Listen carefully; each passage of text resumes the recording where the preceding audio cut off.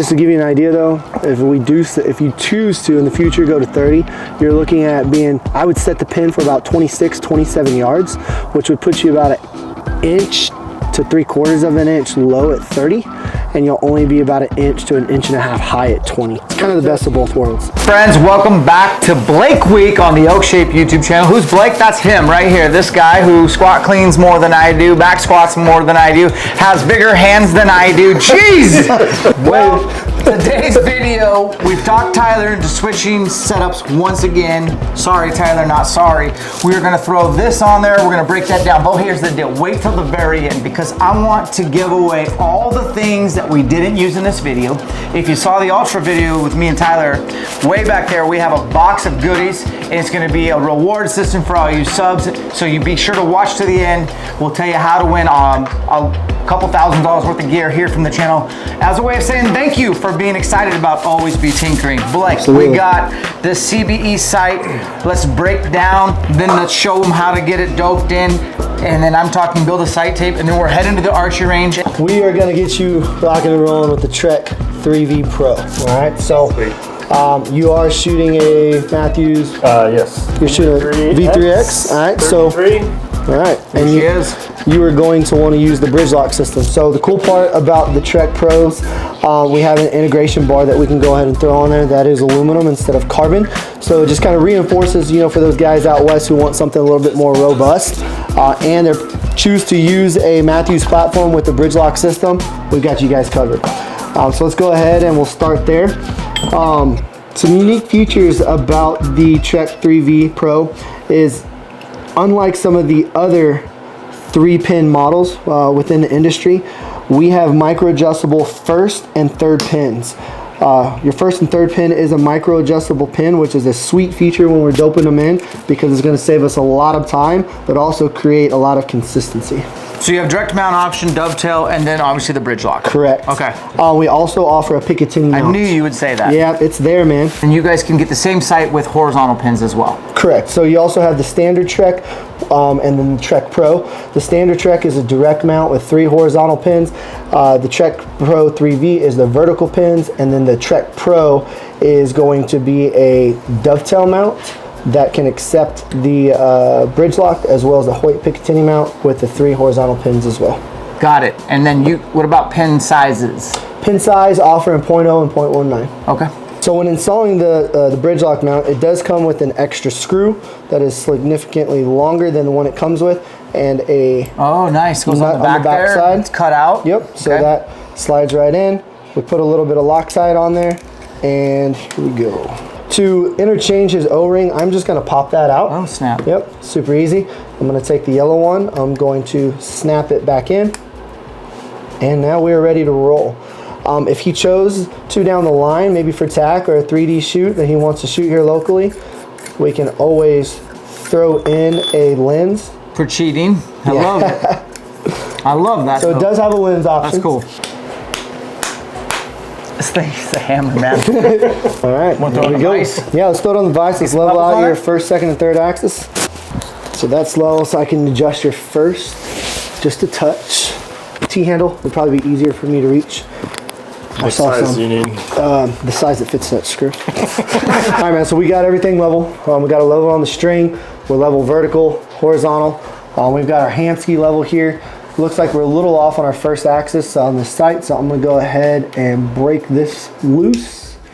We've got some room here to adjust.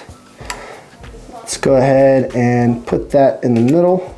So you're looking at this bubble. This bubble to start. Now, once I get that first axis dialed in, we're going to go to look at your second axis. We come around here to the second axis. We're dead in the center, so we really don't need to move it. But if we do, we'll come around here to the front of the sight. The screws are labeled third axis here on top.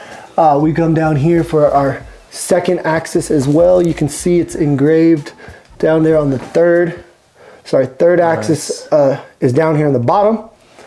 Our second axis screws is labeled right here on top for the second axis. So we're good. So we're good. We don't have to touch the second axis. Before we go outside, we're gonna go over just getting you dialed in first. You know, CBE does have a 0 stop. So what is a 0 stop? A 0 stop is a position in your sight where we can roll this sight all the way up to the top and it stops. I like to have the sight all the way to the utmost vertical position so that we can utilize all the travel on the sight, and so that in those situations where maybe you've dialed your sight to 80 yards and that animal decides to close the distance on you, you don't have to think twice. You can go ahead and throw your sight back up to your 0 stop and your pins now fall into place 20, 30, 40 or 30, 40, 50. All right, so that's where we're gonna start. Tyler, tone down your personality a little bit. All right, man, so we're up close here, probably about 10, 15 yards. Let's go ahead and just take a shot at the elk, and let's just make sure that we're at least hitting the target in close before we back up. Somewhat.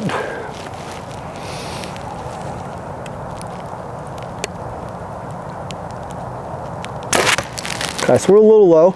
So what I'm gonna do is I'm gonna move the whole entire gang adjustment. I'll let you hold on to our pencil for me for a second. So to move the entire gang adjustment so that I can at least help zero you in at 30, I'm going to unlock these screws right here. We've got 4 screws on the rail itself. All right, so being that you're shooting low, we are going to move it low. You're low about 8 inches. So it's gonna be a big move for us. So I'm gonna slide that down to right there. I'm not gonna lock them hard, but I'm gonna lock them enough. Let's go ahead and take another shot.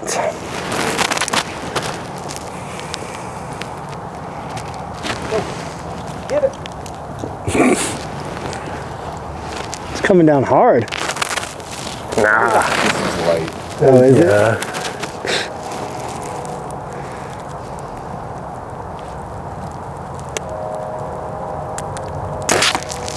We're gonna walk back to, where do you want your first pin, 20 or 30? 20. 20, okay. Are you sure about that? Are you sure about that? Yes. If we go to 30, I go it's, 3 pins. it's I gonna go. screw me up. I go 30, 40, 50. So do I. This year. Blake, what do you run with a 3-pin? 30, 40, 50. And I do it. So you want to be different? That's fine. Yes. You're growing so long that you'll be like 2 inches high at the most at 20. And honestly, when are you ever really gonna take a 20-yard shot out west that matters that you're still in the kill Elk zone? hunt, where we elk hunt, you're never going to be 20 yards from an elk. Just to give you an idea though, if you choose to in the future go to 30, you're looking at being, I would set the pin for about 26, 27 yards, which would put you about 1 inch to 3/4 of an inch low at 30, and you'll only be about 1 inch to 1.5 inches high at 20. It's kind of the best of both worlds. Got it. Perfect. All right, so let's go ahead and I'm gonna go pull your arrows. Why don't you give me a 20-yard spot and we'll shoot start there. Boom, money. All right, so we got our 20-yard mark. We're dialed in. What I'm gonna go ahead and do here is make a mark right here on our sight tape, and that's just gonna give us our 20-yard mark so that we know where we can come back to set our 0. All right, so 20. Now we're gonna go back to 30, and these are the marks that are most important so we can get a good solid 30 and 60. What do you think? Take another one? Pretty close. You are a little left the more we walk back, so let's go ahead and just give you a couple clicks to the left. So easy adjustments here. We've got a lockdown screw. We're just gonna go ahead and loosen that. We're gonna turn the dial to the left. We've got micro clicks, about 24 turns in between each line on our micro adjustment. So go ahead and lock that down. I like that, man. You look pretty solid at 30. Yeah. You happy with it? Yep. All right, so let me go ahead and make another mark. And we can do this 1 or 2 ways. I would advise most archers to take their time. Walk back 10 yards at a time. Archers that are maybe a little bit more proficient and kind of can gauge the jump from 30 to 60. Some guys will jump all the way back to 60.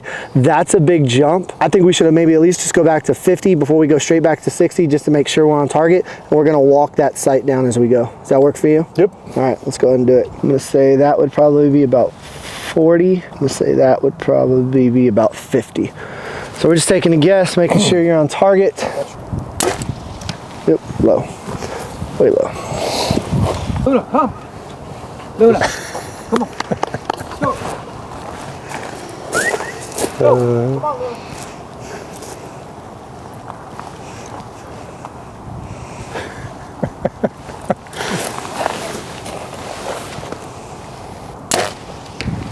Good shot. Still low. All right, 60. 60. Warm. All right, now we're at 60. So we get a good 60 mark, and we'll be ready to roll. I like it. It's a little low still. Well, you're hitting a little left. I want to keep your micro adjustment as close to the middle as I can so that we can keep as much travel there. On course. So I'm going to unlock this and I'm going to slide us to the left just to give us a little bit more travel here. Help sight you in there. Get our left and rights rolling.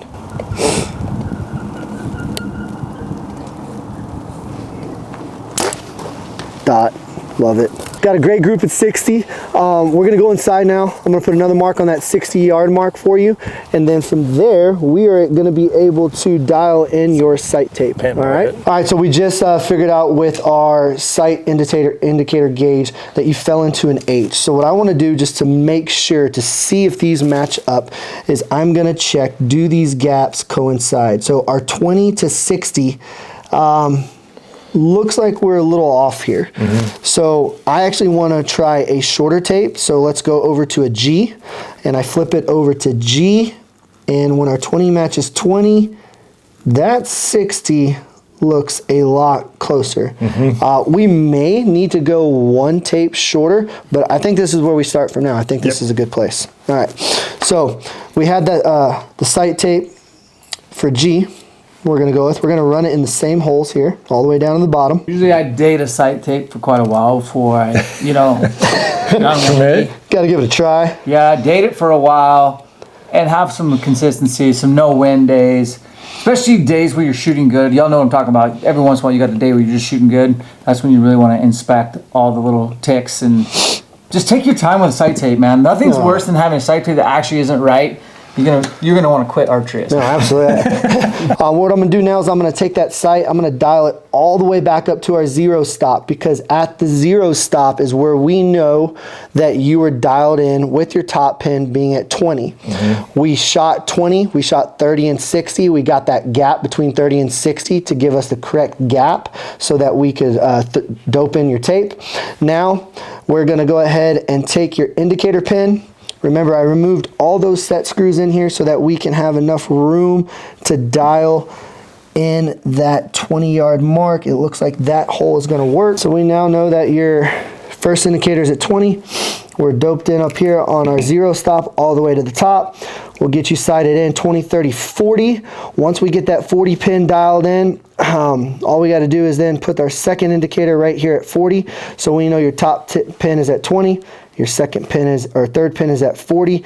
And then as you move your sight, you will always have 2 references knowing where your top pin and bottom pin fall into play. Guys, thank you for watching this video. Remember, comment below. We're giving away those 2 free sights. Thank you, Blake, for coming all the way down. Tomorrow, we're going to go over broadheads that this dude slangs, and I'm going to take him to my favorite archery course in the entire world. We're going to Spokane Valley Archery. This is Blake Week. This is the ElkShape YouTube channel. Thanks for watching. Appreciate it.